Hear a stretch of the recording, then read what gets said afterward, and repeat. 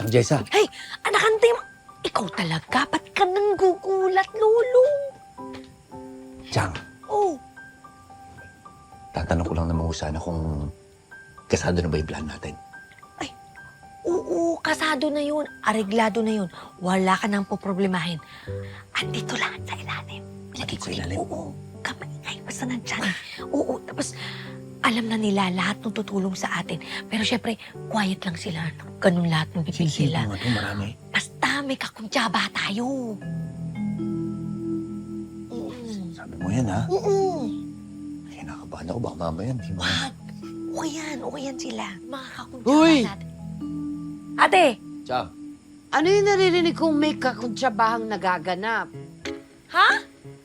Meron ba? kutsaba ho? Ah, Bakit naman sasabihin yung kutsaba? Ikaw, ate, usually mga umiedad, nabibingi yan eh. Pero ikaw, kung ano-ano naririnig